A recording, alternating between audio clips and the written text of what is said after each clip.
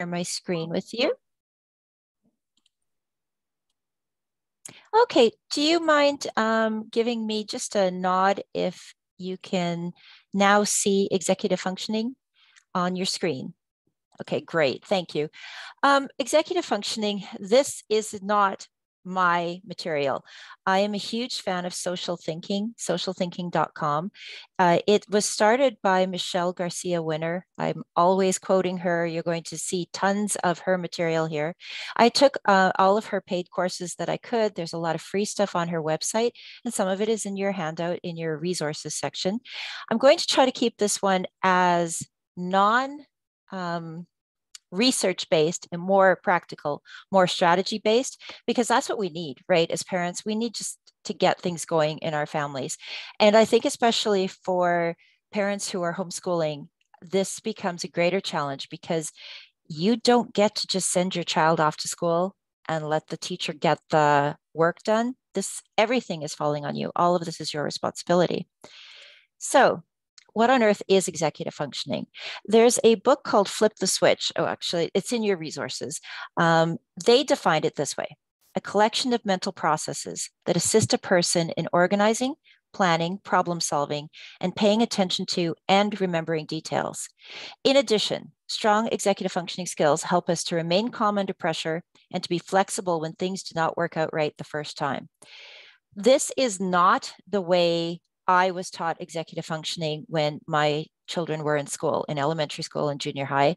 The only thing anyone ever cared about was visual schedules and organizing and getting their homework done.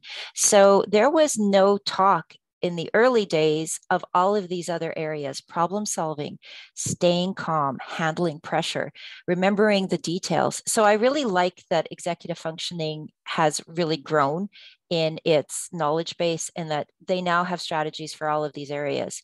So again, the key components of executive functioning, well, in Flip the Switch, they say flexibility, leveled emotionality. Boy, those were not the first two things I thought of when I thought of executive functioning, but let's look at the notion of hiccups in the day, zigzags.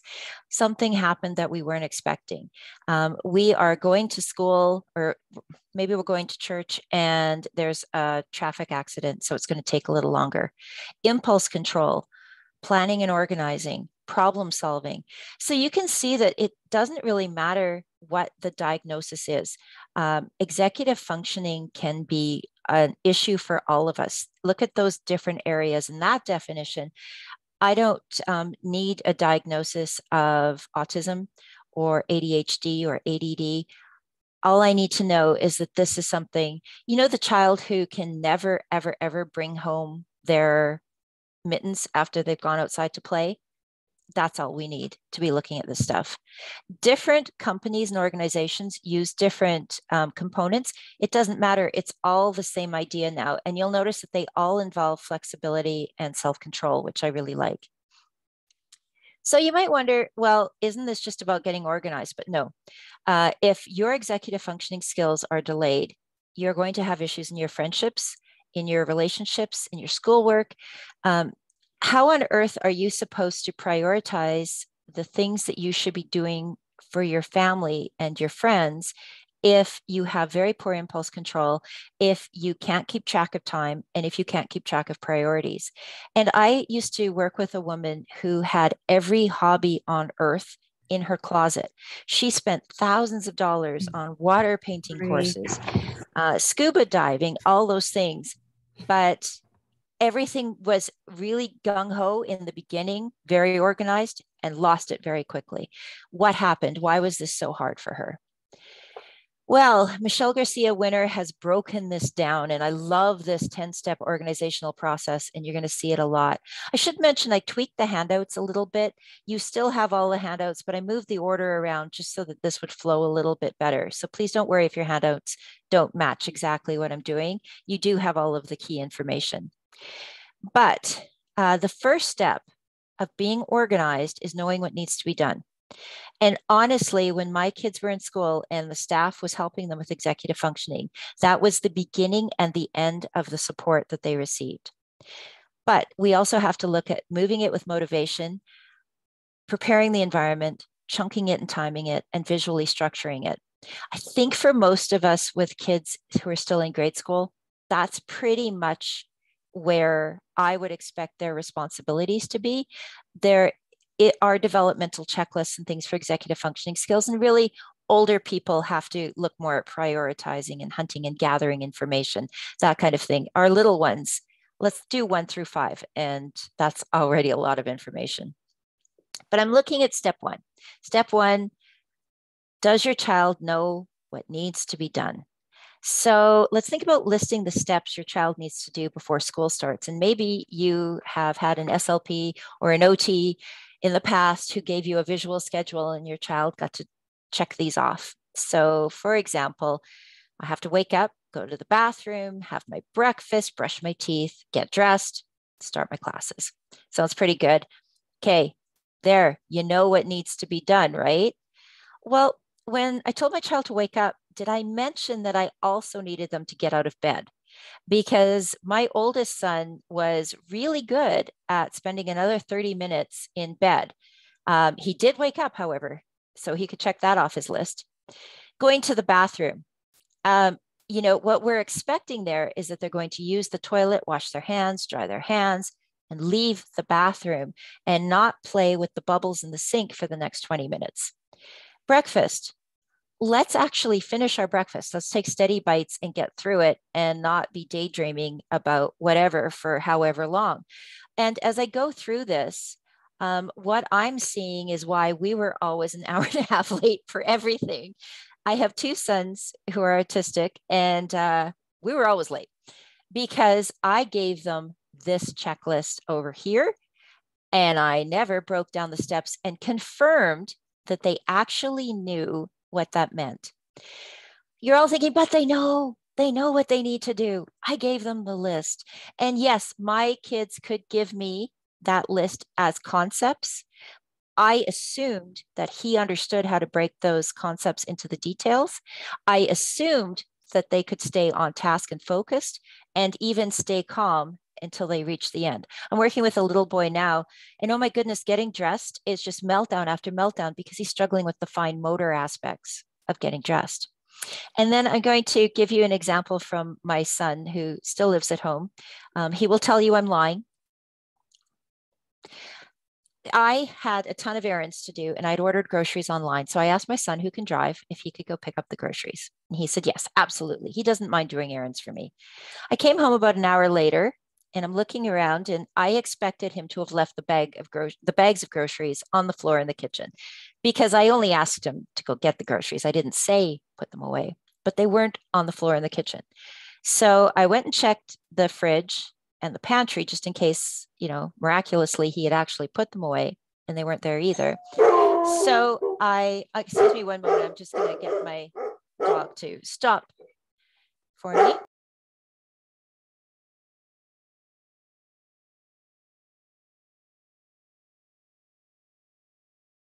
Okay, hopefully he stops barking. I apologize. So I said to him, oh,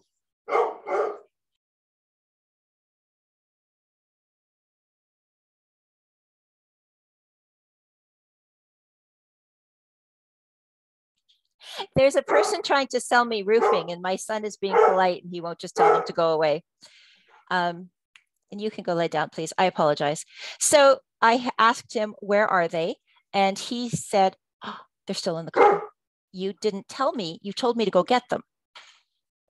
I didn't tell him to take them out of the car and bring him into the house and put them away. So what I'm asking is, please don't confuse IQ with executive functioning skills. It is not a great idea. Just because someone is really bright and they have a great memory and they can list these steps, that doesn't mean they're actually going to be effective in executive functioning. So executive functioning does have 3 parts. 1 is to have a goal. 2 is to have a plan to get to the goal. And 3 is to self-regulate your behavior in order to carry out the plan to accomplish your goal. I worked with a little guy who was 16, and he had a goal. He was going to be a software programmer. He was going to make video games as an adult. And keep in mind, he was 16 already. So I said, that's great. Oh, I didn't know you were interested in programming.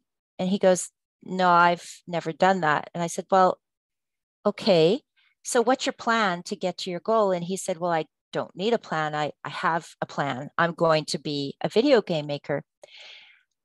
It was impossible for him to see that saying it, that you just think about your goals.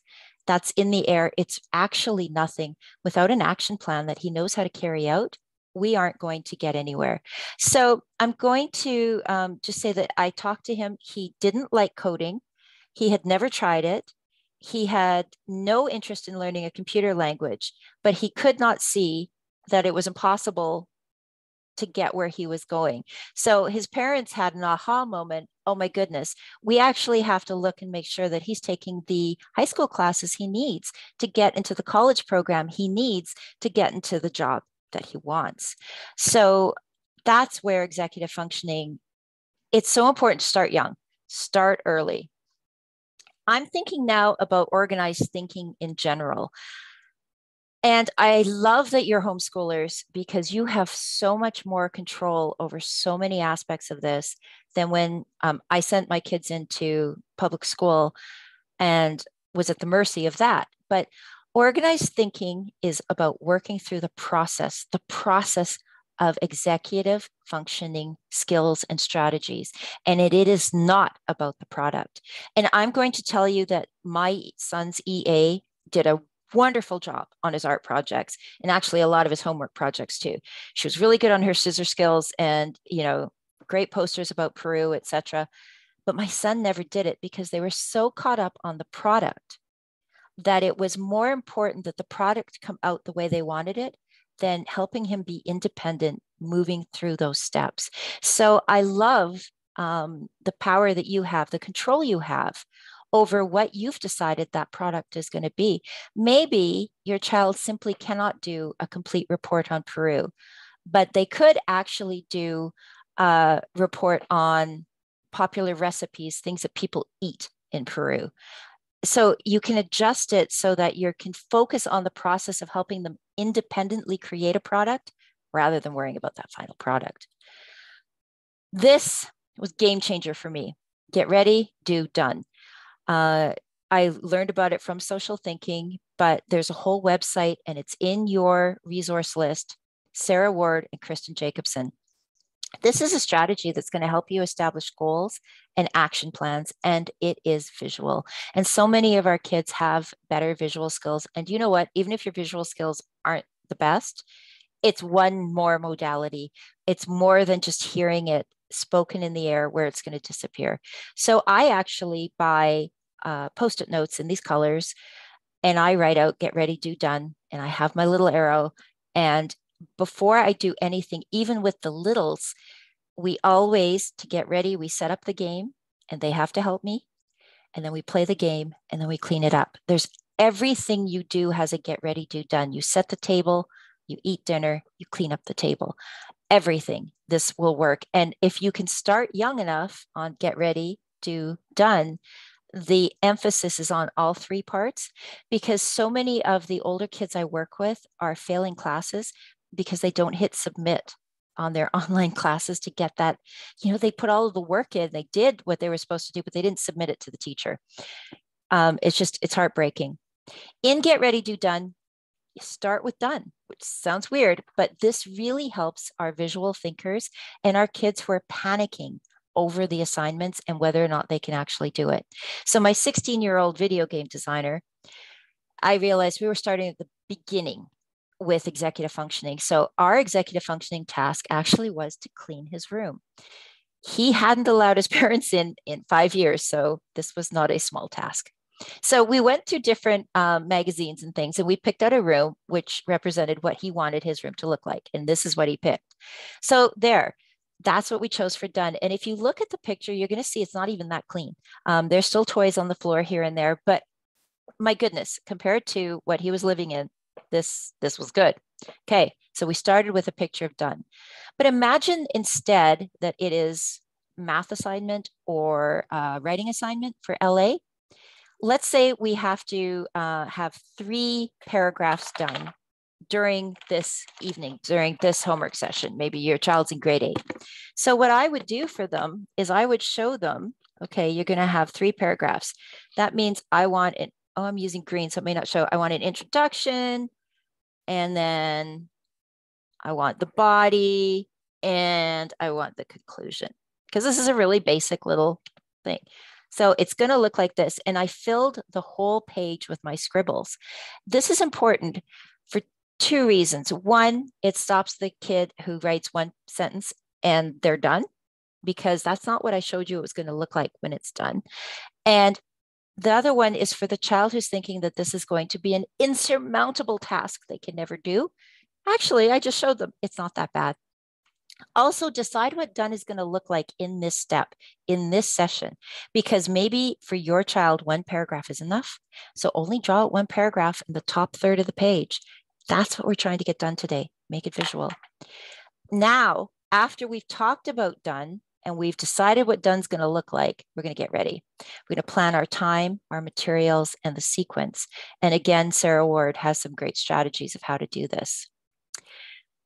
Now, the final step here is to do it. What do you look like when you're working, though? Because my oldest boy, Ben, he would be doing his homework, and he'd have his pen in his hand, and he'd have his paper, and he was sitting at his homework desk. And he was thinking about Yu-Gi-Oh! And 20 minutes later, he was still holding his pen over his paper, thinking about Yu-Gi-Oh! So what you need to be able to do is ask a child at any moment, what are you actually doing right now? And they don't have to be writing in that moment, because they could be planning or brainstorming. They could be doing calculations in their mind. It doesn't mean they're not working, but they should be able to answer that question. Like, oh, I'm just trying to figure out what 55 times whatever is. Are they writing in that moment? Or perhaps what they're doing is planning how they're about to ask for help. That is actually a great step in executive functioning, knowing when you need to ask for help. And are you aware of the time? Time, big one. Sarah Ward always recommends, if you expect this assignment to take 30 minutes, you set a halfway point. At the 15-minute mark, you check in with your child and you see how it's going. How's their pace? Do they have to adjust their plan? And sometimes we'll talk about time robbers in a minute, but if they think they've lost 5 minutes to a time robber, we're actually going to move our clock and add 5 minutes back in, because we actually lost 5 minutes. They were stolen from us by a time robber. Done is now the grand finale. And again, because we're looking at the process and not the product, whatever part of done is done at the end of that time that you selected, you acknowledge it as an accomplishment, you accept it as the product, and you talk about the relief and the happiness the child will feel at the conclusion of that time. Because what we're teaching here is intrinsic motivation. It is not helpful to use external motivators, stickers, stamps, rewards, prizes, unless your child has a particular diagnosis where intrinsic motivation has been ruled out of their life. Because realistically, homework is for them. It's not for you. So if you know your child did their best effort for that 30 minutes and they only finished 2 out of the 3 math questions, and your child can handle that, because some of our kids actually can't. And from there, we have to learn to change our expectations. And next time, we're only going to ask for 2. But if your child only finished 2 out of 3, but they worked diligently for that whole time and there were no time robbers, we are done. And we talk about how we used our process, because what we're trying to teach our kids at this age is executive functioning, the process. And, you know, those 3 questions really weren't the point. And being homeschoolers, you have so much more power over other parents to actually accomplish this. And you're not going to be fighting with the teacher that, oh, well, all we got done was this, because you know what, this was huge. And they did it independently and they learned some strategies of how to get there. So excuses are the anti-motivators. I want self-motivation, excuses. And Michelle Garcia Winner always talks about the nowness of now, where we're trying to escape the stress in the moment with a distraction. Oh, I can do it tomorrow. I got lots of time tomorrow. I can do it tomorrow. That's just an excuse, because realistically, anything that we are doing to avoid the stress of doing it in this moment is just an excuse. We have to talk about imagining the emotion of the future. Do you remember how good it felt the last time you finished that report and you submitted, and then you had the rest of the weekend to go play? Do you remember how good that felt? What a relief that was. Most people will admit to relief when an undesired project is complete. So think about prior memories. Do you remember when you finished that? Use your future vision, call it whatever you have to help your child. Put on your future glasses. You can see that relief at the end of the tunnel, can't you? When your 30 minutes are up, if you work, we're done. And then we are going to have motivation with an action plan that's anticipating that future emotion. And we'll check in with the plan. We'll revise it as we need, but we're going to try to build this intrinsic self-motivation to get things done. But there are always roadblocks. There are always roadblocks, or you wouldn't be here. So you had the get ready, do done symbols up. Have some triangles ready for roadblocks that get in your child's way. Some kids, it's boredom. Some kids, their body's going crazy and they really need a break. And some kids, they need help. So we have strategies ready that are going to support them. And we can sometimes figure this out before we even get started with the homework. So if you're the kind of parent who has a child who has to cry and scream and argue through the whole homework session, and it takes forever to get homework done, this is a wonderful little strategy to help them get through it. You make it visual and you show them the bookends of their day. So it starts with, being, say, done their school hours. And then they probably want a snack, which I don't think they're going to want to sacrifice. They're going to want their snack time. So these are like really solid bookends. And at the end is bedtime. And if you can have a solid bedtime that doesn't move because they didn't get their homework done, bedtime is going to be bedtime. Great. Because you throw dinner time in here. Now, what she did is she broke fun time up into small pieces so that they became movable. Homework time is homework time. You're going to do your homework for sure. So let's have snack time, then homework time, then we can play before dinner, and then you can play all the way up to bedtime. Awesome. Great. Oh, wait, I forgot. I forgot to put crying time onto your schedule. I forgot that we need to figure out how much time you need to cry. And hopefully your child will say, wait a minute, you just took out some fun time, put that back in. And you say, but I can't because homework time is fixed. Everything is fixed except crying time and fun time. And because you like to have your crying time first, we have to put it in. So you lose fun time, crying time and fun time. That's all we can move around. You can do the math if you want. If your child cries for 45 minutes every day about homework, they're actually crying for 2 weeks of their awake time in a year. It's quite astounding when you can actually draw these connections for your children. Oh, boy, that's too bad because we could have been playing outside for those 2 weeks, but we needed to cry. This roadblock, it exists before the work even begins. So maybe your child needs a strategy to ask for help during it because they're afraid the homework's going to be too hard. So you just let them know that you're available. That's part of homework time. I'm here. And we can actually choose to put that extra piece of fun time back in if we lift crying time off our agenda. So homework time is set, free time and upset time are flexible. This is from a book called Sticker Strategies from Social Thinking. And you don't have to buy something like this. If you can come up with these strategies to help your kid get through these moments and write them down in a way that they'll understand, don't spend your $20 or whatever it is on this book. But I actually did because there are always things that I can't think of that she comes up with that I think are just brilliant. And this is one of the ones that I like. The idea that free time and upset time are flexible, but homework time is set. And so were those bookends. So then you can get a little booklet like this, put your strategies at their fingertips. Maybe the title of this one is asking for help. The title of this one is coping with boredom. The title of this one is needing a body break. And every page put on a strategy your child likes. And if you find out your child does not like the strategy or it doesn't work, rip it out of their book. Big deal. But if they have their strategies and they know what their roadblocks are, this is going to be right there to cue them what they need to do, and maybe just to cue you of how you can support them too. This one I love. I'm stuck. Okay, So often my son Ben would tell me I'm stuck, but I never knew if it was because he didn't want to do it or if he didn't know how. Because I need different strategies as his parent to support him to get through something.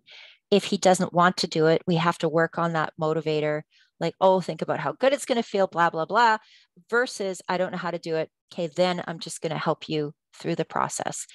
But my son honestly did not have the language to do this himself. He could talk, but he could not have generated these just in the moment where his emotional regulation is gone because he was stuck. So I love that this is something that I wish I had this. I need help. Oh my goodness, poor Ben. He wouldn't ask me for help. So my youngest son wouldn't ask for help because he didn't want to look dumb. In which case you can remind them that it's actually a compliment to be asked for help. And wise people know when they need help. So showing that you need help actually shows that you're wise, not that you're dumb. Or I need help on all of it, most of it, or part of it. Poor Ben usually just needed one word defined, but he'd come to me and he'd say, I need help on question 3. And big mouth me would give him a long dissertation on everything about question 3 when he really needed one definition. And if he had had a visual like this that he could have pointed at, he could have shown me, I just need help on part of it. I just don't know what this one word means. But he again didn't have the ability to pull these kinds of thoughts from his head when he was becoming dysregulated during homework time. So having something like this in front of your child can be wonderful.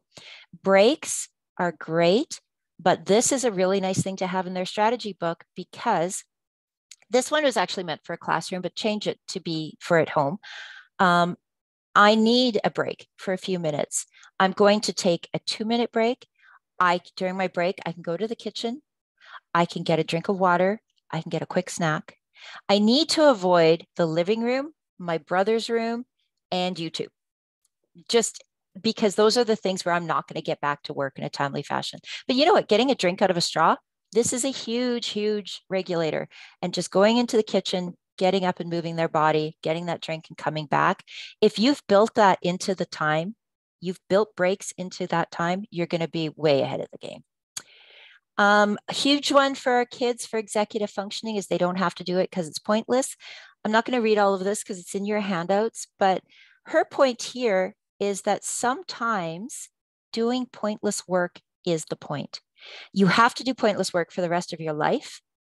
And accomplishing things that are pointless is a skill to be learned, and you're going to feel great when it's done. You're going to feel relief when it's done. And I actually wanted you to do it because it was pointless. And you're going to have to get used to that later in life because we often do things that are pointless. Like for some kids doing power rights and journal rights, it's really valuable, but for other kids, it's really not. And it really is a make work project, but they need to understand that they have to actually do the steps that their teacher, be it their mom or an online teacher assigned, before it's done. And it doesn't matter if it's pointless. Ask them, because a lot of our kids have weak perspective taking skills, if they think the other kids like doing it. And they'll usually say, yeah. The rest of the class, oh, they love it. My brother, he loves doing pointless stuff. He really loves it. And the truth is they don't.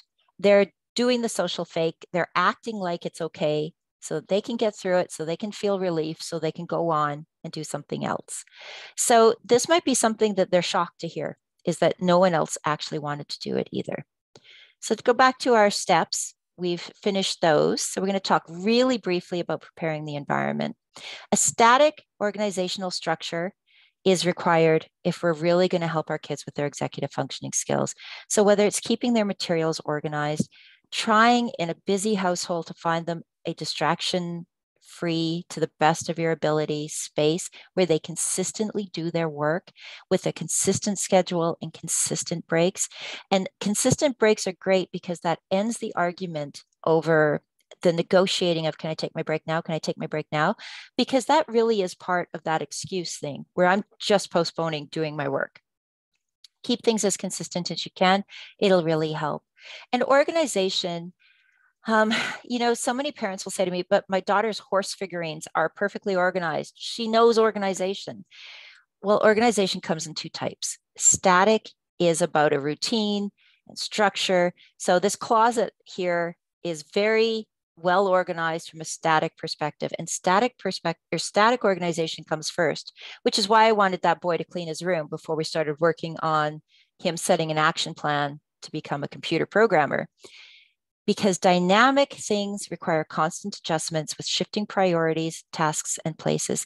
And as parents, I guarantee you, as important it is to get dinner on the table, if one of your children gets hurt, you're going to be rushing them to the hospital, and dinner can wait. You'll shut off the stove and you'll take off, because we're constantly juggling these different and changing demands on our time. Time, chunk it and time it. If your child can't read an analog clock, and they're old enough to do so, try to go back and help them, because a digital clock just doesn't give the same information as an analog clock. I personally haven't had a lot of success with time timers. I find for children who are distractible, they're very distracting. And I really prefer these other ideas from Sarah Ward. This is hers. You put the stickers on a clock, and this is the halfway point, which I love. I made this one myself at home. This is where I get ready, this is done. This one is the same. So these are really great. Again, I prefer them to the time timer idea, but it's up to you. Figuring out the difficulty, estimating how long something will take. You've got a worksheet here for that. That's also from Sarah Ward. Now, let's say that we timed it, but how do we keep track of time when we're a highly distracted 6-year-old? Well, first, make sure they know what units of time are. And I love a second is a hiccup, and they really mean it. A hiccup takes 1 second, and it goes through and it helps children understand how long something lasts. And then in the organizing handout I sent you, there's a wonderful thing on time estimates where you have your child estimate how long something's going to take and then time themselves doing it so they can see if they're accurate, because the only way to learn how to be a better estimator is to practice. So I sent you that handout. Nosheen has this brilliant thing at her chatter program, a social skills group, where they use music, because sometimes it's nicer to do a song than it is to have an alarm go off. Nosheen, this could be a good time to stop recording, because these are just little strategies now.